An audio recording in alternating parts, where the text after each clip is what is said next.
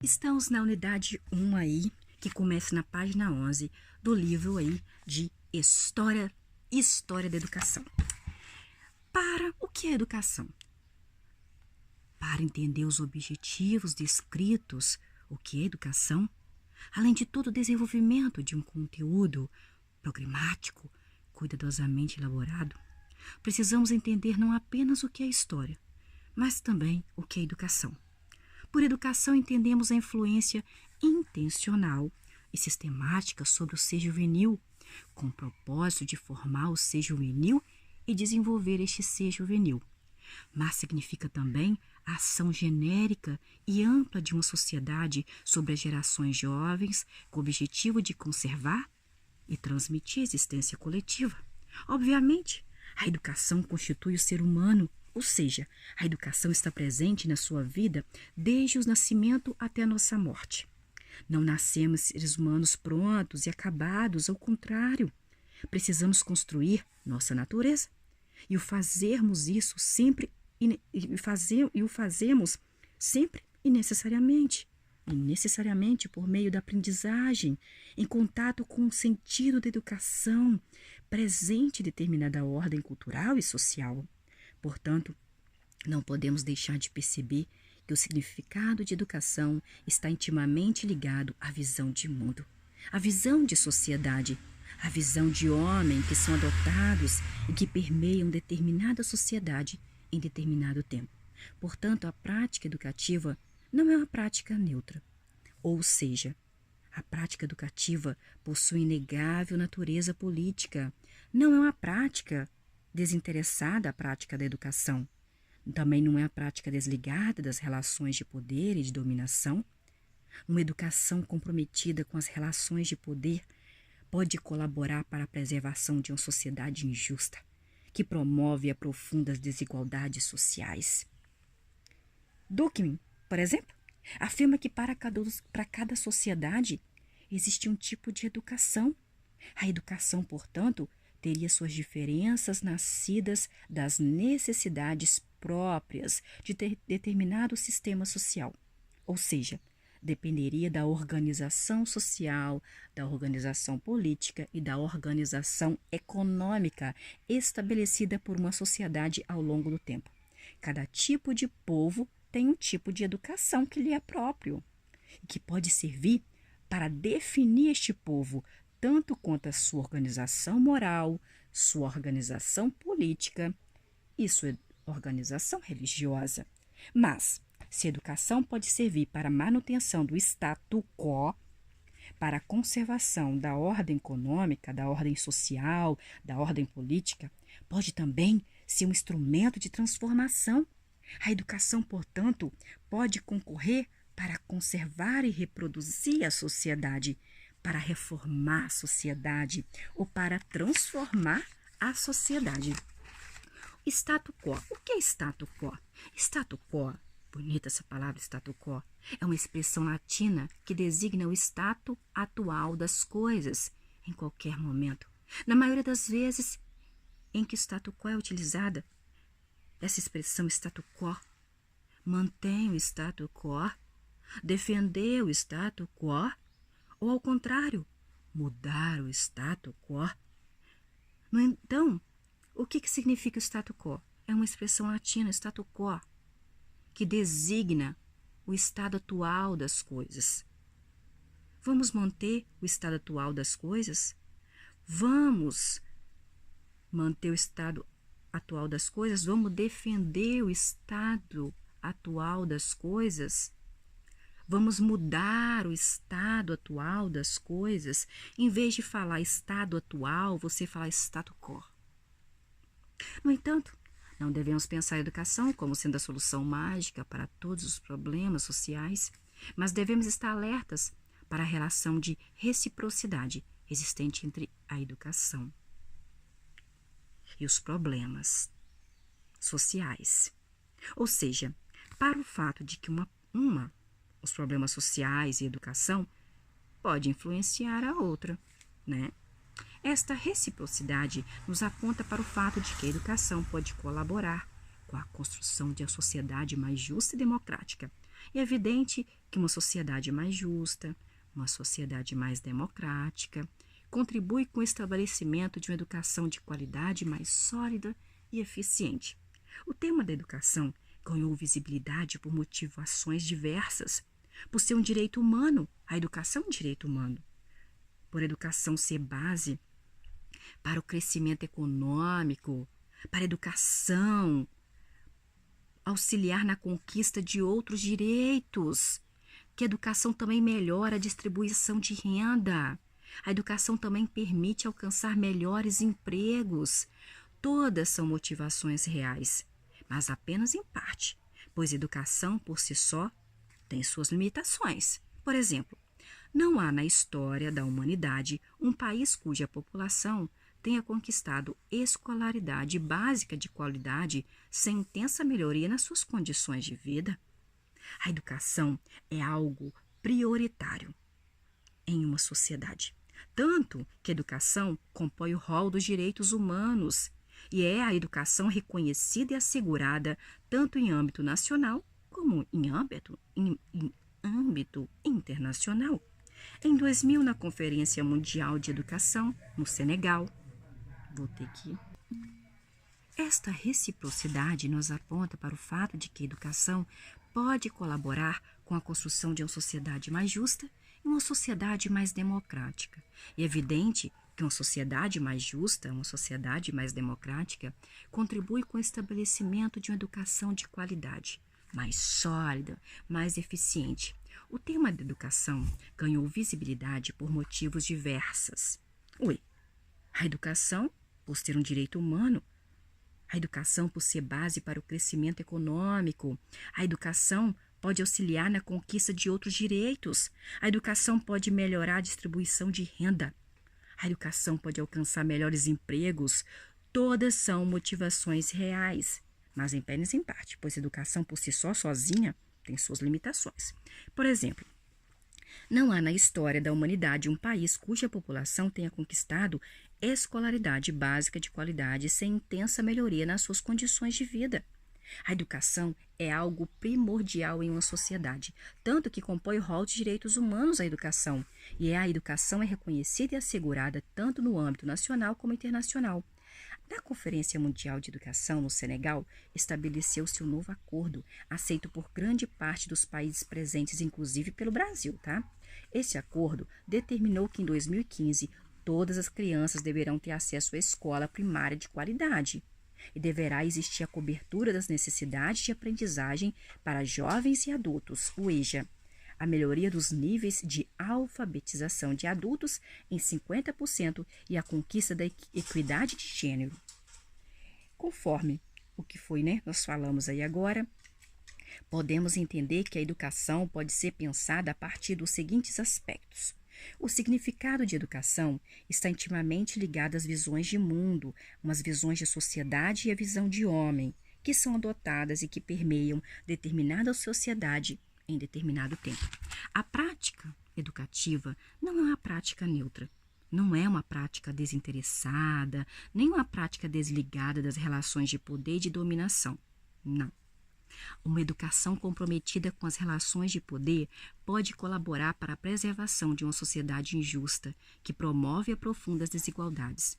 A educação pode também ser um instrumento de transformação e libertação de uma sociedade, colaborando com a construção de uma sociedade mais justa e democrática. Há uma relação de reciprocidade entre educação e sociedade, ou seja, uma pode influenciar a outra. A sociedade pode influenciar a educação e a educação pode influenciar a sociedade. Mas educação não é uma solução mágica para todos os problemas sociais. Como vimos, estamos lendo aí, a educação é um produto histórico, presente na vida humana desde os primórdios da humanidade, que vem se transformando a educação ao longo do tempo. Portanto, para entendermos a educação atual que estamos hoje, é necessário conhecer a história da educação.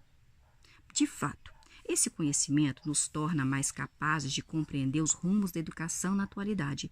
Além disso, o conhecimento histórico procura pensar o passado em suas diferenças em relação ao presente, e nos auxilia na formação da dúvida metódica em relação às situações educativas da atualidade. Dúvida que é adequada ao desenvolvimento do espírito científico e da pesquisa. O passado, como passado, não é o nosso objetivo. O passado, como passado, não é o meu e nem o seu, nem o nosso objetivo. Se fosse completamente passado, não haveria mais do que uma atitude razoável. Deixar que os mortos enterrassem os seus mortos, mas o conhecimento do passado é a chave para entender o presente. Darwin. Por que estudar a história da educação? Estudar a história da educação é a maneira ideal para contribuir com a melhoria da educação atual, pois por meio do estudo da história da educação, podemos conhecer os percalços enfrentados com as reformas já realizadas, as armadilhas das ideias ilusórias, irrealizáveis e da resistência antidemocrática que as ideias inovadoras possam ter enfrentado. É fundamental estudar a história da educação. Entendam-se para alguns pontos fundamentais que se referem ao papel desempenhado pela educação nas diferentes organizações da sociedade, a relação entre Estado e sociedade civil, o papel do Estado e sua representatividade, o modelo educacional desenvolvido para os trabalhadores e o modelo desenvolvido para as elites e o ideal de homem cidadão. O estudo da história deve possibilitar compreender as relações de poder e os mecanismos de exclusão que se produzem e reproduzem em determinados contextos sociais, para alavancar mudanças que possibilitem a superação das condições sociais. O estudo da história da educação se revela extremamente importante à medida que possibilita aos estudiosos a ampliação do raciocínio, da clareza de ideias e a reflexão crítica. Segundo o exposto acima, que nós acabamos de falar, podemos esquematicamente elencar alguns pontos fundamentais do curso de História da Educação.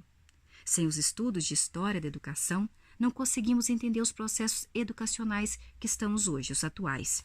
Sem os estudos de História da Educação, não é possível contribuir com a melhoria da educação atual. O estudo da história deve possibilitar a compreensão das relações de poder e os mecanismos de exclusão que se produzem e reproduzem em determinados contextos sociais. O estudo da história da educação possibilita aos estudiosos a ampliação do raciocínio, a clareza de ideias e a reflexão crítica. Refletir sobre educação, sociedade e cultura entre os povos primitivos da pré-história pode parecer estranho. Afinal, como se adquire essas informações? Como estes conhecimentos são recolhidos? Como chegaram esses conhecimentos aos dias de hoje? Podemos confiar realmente nessas informações? Primeiramente, nós devemos esclarecer que a designação povos primitivos se refere muito mais às características socioculturais destes povos do que à sua localização no tempo. Portanto, povos primitivos era formada por povos primitivos existiram na pré-história. Os povos primitivos existiram na pré-história e existem ainda hoje. A diferença é que na pré-história toda a humanidade era formada por povos primitivos, enquanto que hoje estão quase extintos os povos primitivos. Os povos primitivos da atualidade são, por exemplo, as tribos indígenas no Brasil e as diversas comunidades tribais na África e na Oceania, que são assim consideradas em função de sua organização social. Portanto, uma das melhores fontes para se entender de que forma se processava a educação nas comunidades primitivas da pré-história é por meio do estudo dessas comunidades existentes ainda hoje. Mas também são recolhidas informações pelos estudos feitos por paleontólogos, arqueólogos, antropólogos, historiadores que se baseiam na análise de documentos não escritos, como restos de armas, restos de utensílios, restos de pinturas, restos de desenhos e restos de ossos. Mas uma coisa é certa, a educação existe desde o momento em que os seres humanos existiram. Por que podemos fazer essa afirmação tão categoricamente que a educação existe desde o momento em que os seres humanos existiram? principalmente porque o homem é um ser que não nasce pronto, ou seja, o homem precisa aprender a tornar-se homem. Este aprendizado só pode ocorrer no contato social com outros homens, a ordem social e cultural na qual nascemos e que nos ensina a sermos seres humanos. O homem somente é capaz de construir a condição humana se estiver em contato com uma ordem humana, com uma cultura e com outros humanos, por meio de um processo de socialização ou endoculturação, ou seja, por meio da educação dentro do próprio grupo. Nesse sentido, não apenas a educação existe desde que existe o homem, como também a sociedade e a cultura existe desde que existe o homem. Assim como é impossível que o homem se desenvolva como homem no isolamento, igualmente é impossível que o homem isolado produza um ambiente humano. Logo que observamos fenômenos especificamente humanos, entramos no reino do social. O termo cultura deve ser entendido no sentido mais amplo que nos ensina a Taylor. Taylor fala que, tomado em seu amplo sentido etnográfico, cultura é este complexo que inclui conhecimentos, crenças, arte, moral, leis, costumes ou qualquer outra capacidade ou hábitos adquiridos pelo homem como membro de uma sociedade. Fica claro, portanto, que educação, sociedade e cultura existem desde o surgimento do Homo sapiens, cujo aparecimento é datado nos livros e compêndios de antropologia e biologia em torno de 3.500 a.C. Mas vamos nos ater ao período denominado por pré-história. A pré-história normalmente é identificada como sendo um período histórico anterior ao aparecimento da escrita. Ou ainda, a pré-história foi anterior ao aparecimento das civilizações, ou seja, 4.000 anos antes de Cristo. Foi neste período que os sumérios desenvolveram a escrita. A pré-história normalmente é identificada como sendo um período histórico anterior ao aparecimento da escrita, ou ainda anterior ao aparecimento das civilizações. Desta forma, não podemos confundir cultura com civilização. Não podemos confundir cultura com civilização. Podemos afirmar que cultura é algo pertencente a toda a humanidade. A cultura pertence a toda a humanidade e a cultura está presente entre todos os grupos humanos, sejam eles considerados primitivos ou grupos humanos civilizados. A capacidade de fazer cultura é exclusiva dos seres humanos. E é esta característica do ser humano que nos diferencia dos demais animais. Aprendemos com o antropólogo Edward Taylor que a cultura é este todo intrincado que comporta arte, religião, moral, valores, costumes, crenças, linguagem, ciências, instituições, Estado, escola, família e dentre outros. É a cultura que nos fornece a rede de significados com a qual damos sentido ao mundo que nos cerca.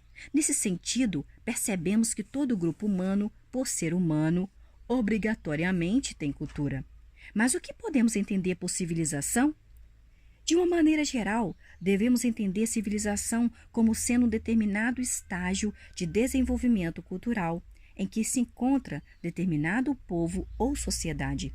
Este desenvolvimento é normalmente representado pelo grau alcançado pela tecnologia, pela economia, pela arte e pela ciência. É comum, por exemplo, se referir a um povo como sendo uma civilização, se este povo já alcançou o desenvolvimento da escrita. Assim, o desenvolvimento da escrita, a construção de cidades, o desenvolvimento de artefatos, o desenvolvimento da arte, o desenvolvimento da ciência, dentre outras, caracterizam o surgimento de uma civilização. Podemos dividir a pré-história em dois períodos principais: idade da pedra lascada, que é a idade paleolítica, momento em que os homens são nômades e caçadores, e a idade da pedra polida, a neolítica, momento em que o homem já domina as técnicas agrícolas e é sedentário. Entre duas formas de ganhar a vida, pela pesca ou pela agricultura, vão modelar sistemas sociais diferentes, que por sua vez vão precisar de modelos diferentes de educação. Apesar das diferenças que logo vamos apontar, A educação nestes dois períodos é uma educação para a vida, para a sobrevivência. É uma educação informal, difusa, natural e espontânea. Uma educação natural, uma educação espontânea, uma educação inconsciente, adquirida na convivência de pais e filhos, adultos e menores, sob a influência ou direção dos maiores. O ser juvenil aprendia as técnicas elementares necessárias à vida, como a caça, a pesca, o pastoreio, a agricultura, as fainas domésticas. Esse tipo de educação presente na pré-história é um tipo que permeia todos os períodos da vida humana. A educação informal ou educação primária, ou seja, a socialização que acontece no seio da família, é sempre uma educação mais livre, uma educação mais difusa. Essa educação é feita por meio de imitação. Entretanto, na pré-história, esta educação, aquela de você imitar, é a única forma de educação. A educação informal é o processo pelo qual o indivíduo aprende a ser membro de uma determinada sociedade, internalizando suas regras, seus costumes, seus hábitos, suas crenças, sua moral, dentre outras. Também pode ser designada de socialização ou endoculturação. Por meio da educação informal, acontecem os aprendizados do sistema de valores, dos modos de vida, das representações, dos papéis sociais e dos modelos de comportamento, enfim, da cultura de uma determinada sociedade. A educação informal nunca se completa no sentido de ter um final, pois estamos sempre aprendendo. Portanto, a educação informal acontece diariamente e sem planejamento específico.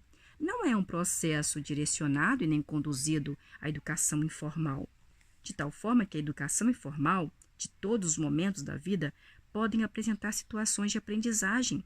Deste modo, fica claro que a educação informal é bem diferente da educação formal, que, ao contrário, a educação formal ela é planejada, envolve organização formal, é um processo direcionado, um processo conduzido com a função de prover e monitorar a aprendizagem, concentrando-se em conhecimentos e habilidades específicas do começo, meio e fim.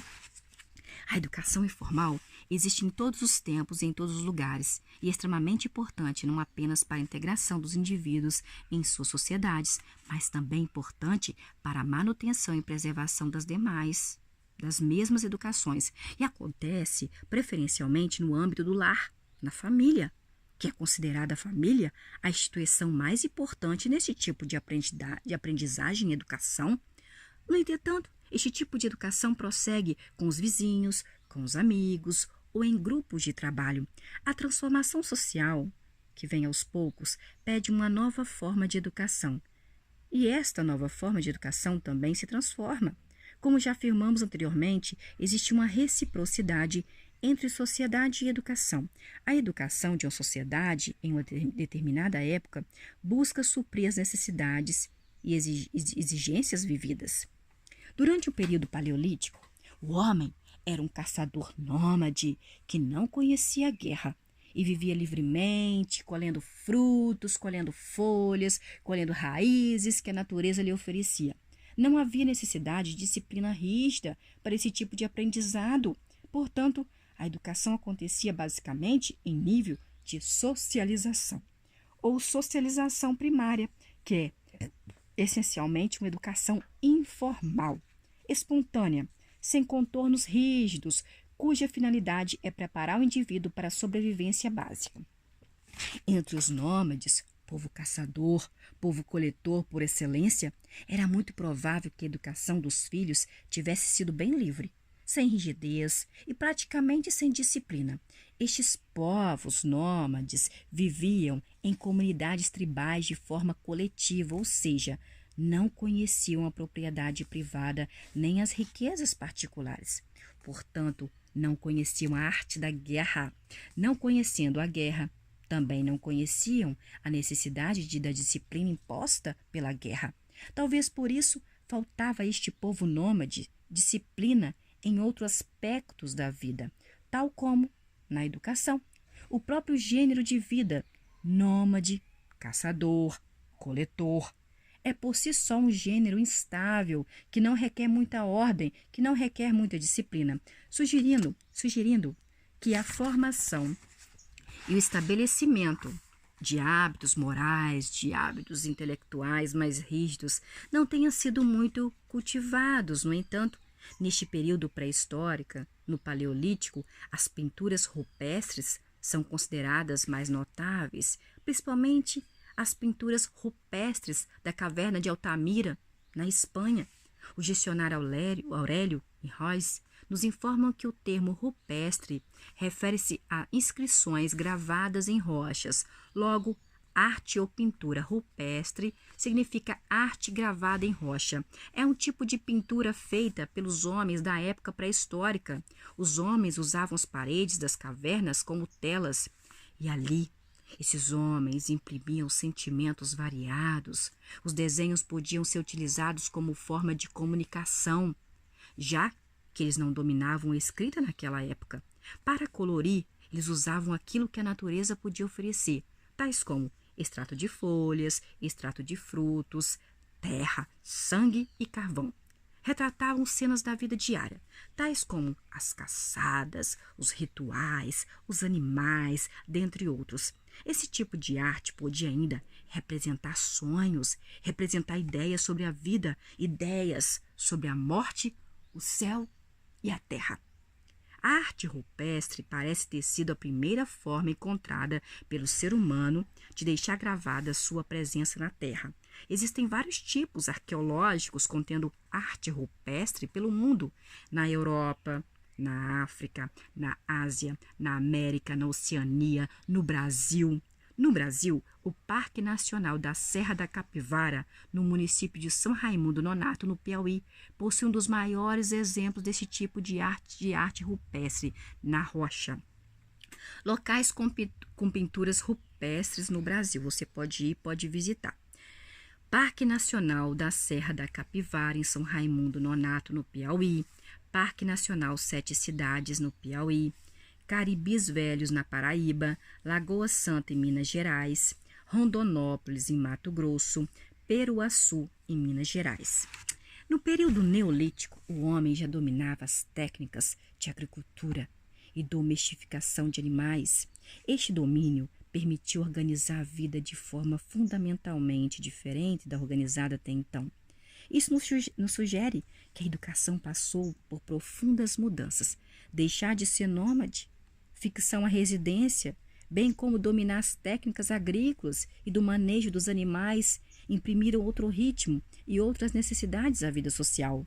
Tornou-se imperioso o aprendizado em relação à construção de residências mais sólidas, uma vez que necessitavam ser fixas essas residências, além de todos os aprendizados necessários em relação à agricultura e ao pastoreio, tais como o conhecimento dos fenômenos meteorológicos, do cultivo e da germinação das plantas, e do cuidado com os animais. Estes são conhecimentos que deverão ser rigorosamente transmitidos às novas gerações. Com esse tipo de organização social, estes povos passaram a possuir propriedades privadas, tais como a roça, os animais, a casa, dentre outros. Portanto, é bem provável que já esses homens aí, da pedra polida, já dominassem a arte do ataque e da defesa, ou seja, a arte da guerra.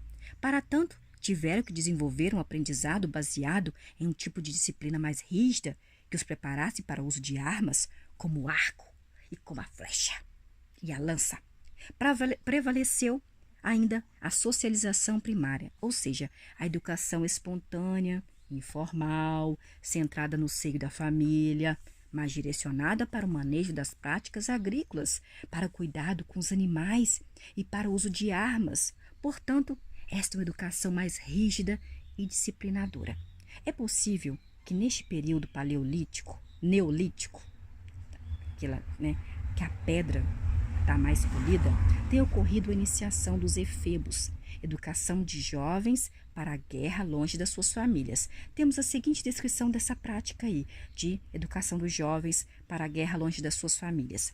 Os meninos são tomados da família e da aldeia, reunidos em grupo e submetidos durante semanas em lugares solitários, em montes e bosques, em cabanas ou em tendas construídas de propósito a todo um sistema de exercícios e provas, tipo no exército. O sentido mais profundo dessas práticas é a disciplina da alma. Cura anímica, preparatória para o renascimento na iniciação. Esta serve para a expulsão dos maus demônios e para a aquisição do caráter masculino. Os exercícios são danças, ascetismo, mortificações que provocam estados anímicos e êxtases passageiros, mas também se praticam exercícios de toda classe, com finalidade racional, que são caçadas, exercícios de armas, exercícios corporais, de desmonte e plantação. A direção de tudo isso pode ser